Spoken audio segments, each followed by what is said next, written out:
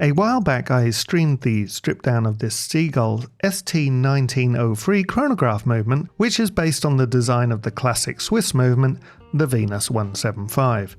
It's been a while since I was able to complete this video, as I've been using this movement for illustrating a portion of my upcoming level 4 of the watch repair course. But here we are, I've finally been able to perform a service and review and see what timekeeping we can achieve.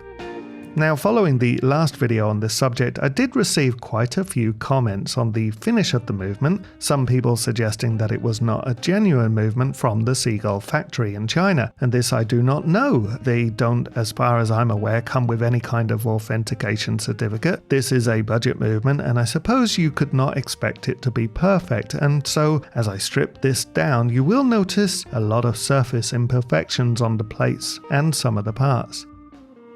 For those who are interested, it was purchased through Cousins UK, and as I've mentioned, it really was not very expensive at all. Watch through the video and comment below if you feel that it's not a real Sea-Gull. I would be interested to know your thoughts. Now, if I get enough interest, I might consider obtaining one direct from Sea-Gull and perform a comparison with this one. But first things first, let's see how the performance stacks up on the time grapher.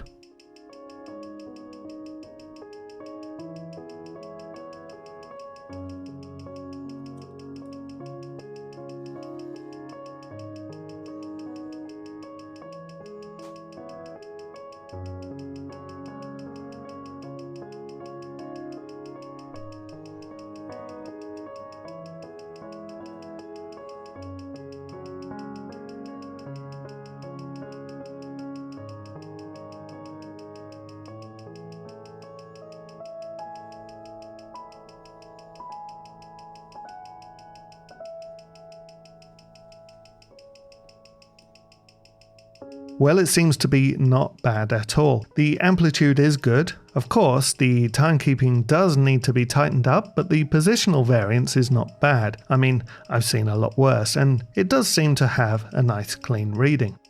Okay, so now I'm going to strip the movement down and clean it. This is slightly different footage from the previous video, but if you would like to skip ahead to the reassembly part, then this starts at around, well, 8 minutes in-ish.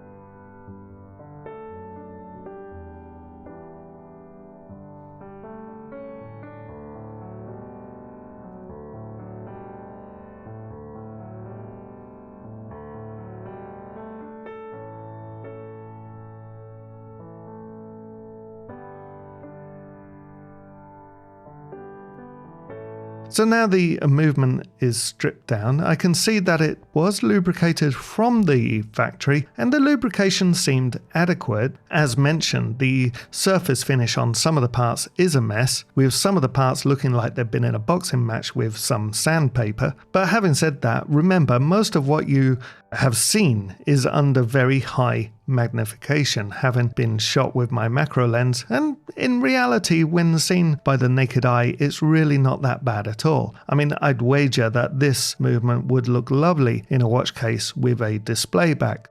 So far, no complaints, although a few classic Chinese fingerprints were found, but I've come to expect that from these low-cost movements. Anyhow, let's get cracking with the reassembly. And we shall start with the mainspring and barrel.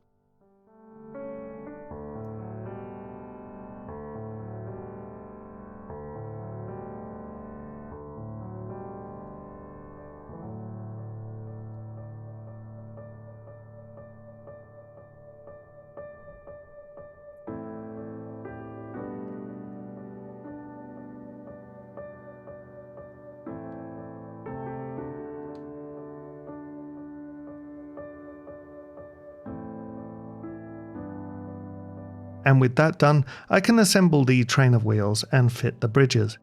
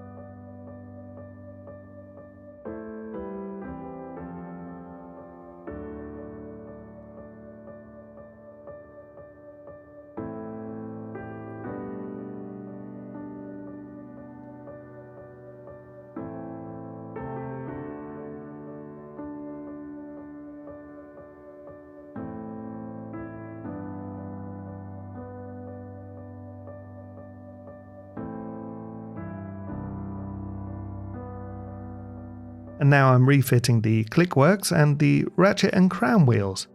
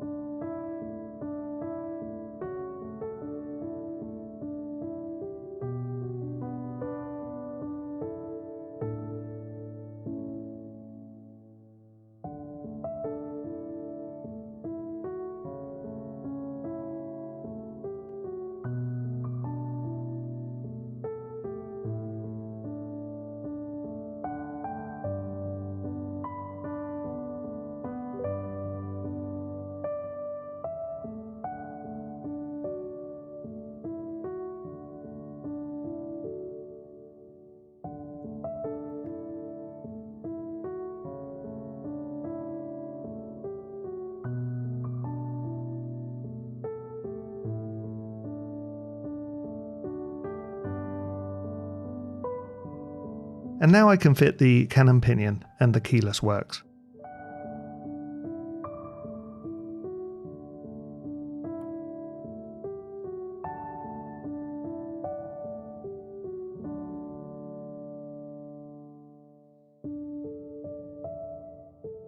Now, quite often I'm asked what this blue grease is. Now, it's Mobius 9501, which is a grease designed for high friction surfaces. I've written a PDF with my recommendation of oils and greases to obtain for those starting out in watch repair. Now, this is available in the files section of our Facebook group. There's a link to that in the description below.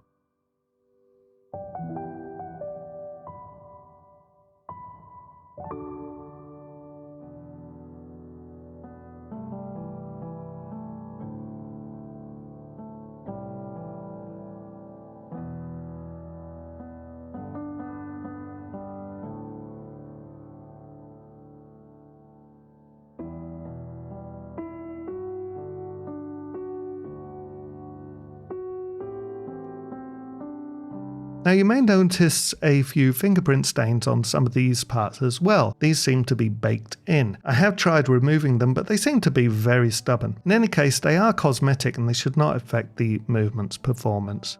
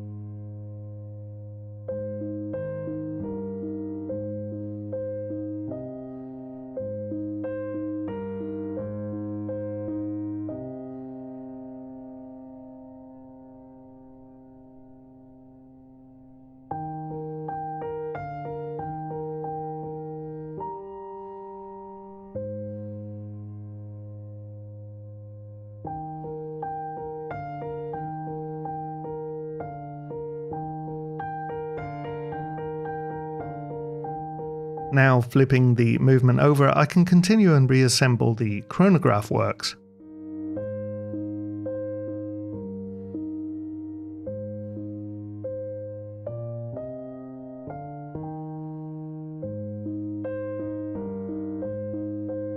I do apologise for the slight out of focus here. The camera locked into the bottom plate and I didn't notice it for a few minutes, but it does get better soon.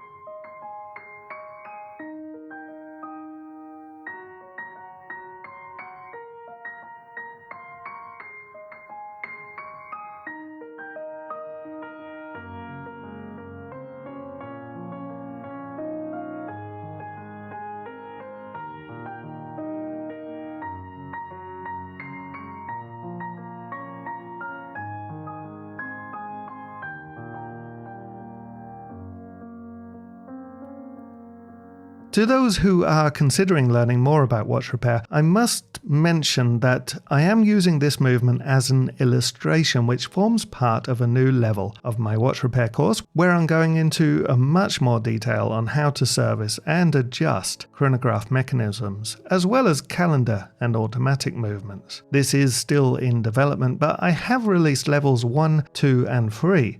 Now, if you visit the link in the description of this video, you can sign up for a free demo of the course. I will then be able to email you when this level is released.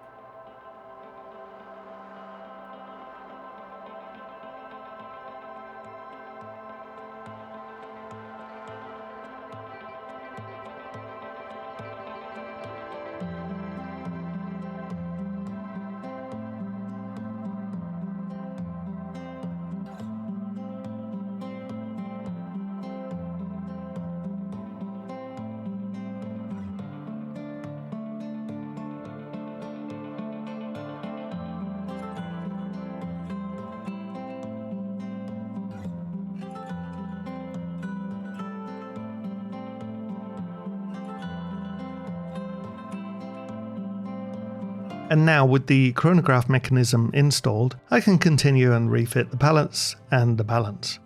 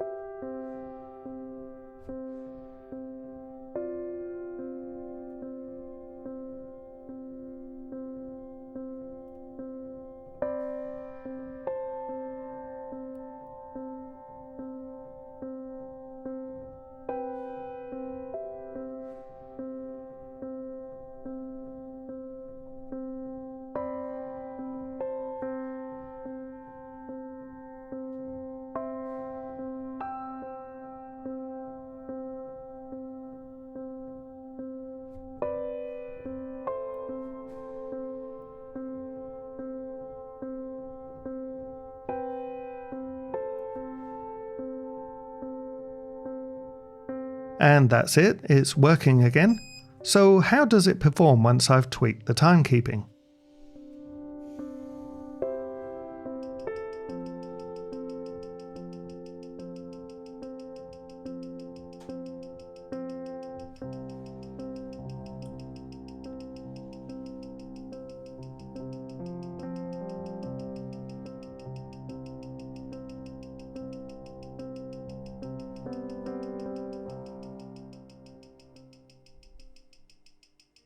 Well, as you can see, it's better on the timekeeping and the amplitude is still plenty good. I mean, you would not want it any higher as it would start knocking. There is negligible beat error. It takes a moment to stabilize when changing positions, but when it does, it settles into a decent rate with a small amount of deviation. Not bad in my opinion. I think for the price, these seem to be very good value, and with a little bit of tweaking, the performance seems good when fresh and new. I mean, how fast the components wear is another question, which I could not possibly comment on, but we could revisit that in a few years' time. But in the meantime, if you have any suggestions as to how I should put this movement to some good use, please let me know in the comments below. Perhaps you can give me a good idea for a future project video. But as always, thanks for watching. Now if you like my content and you'd like to see more, then consider subscribing. It's free, and if you hit the bell icon, you will be informed whenever I upload new content, like this Rolex GMT Master Pepsi, which I'm working on right now.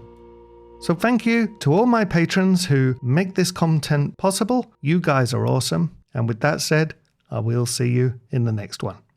Take care.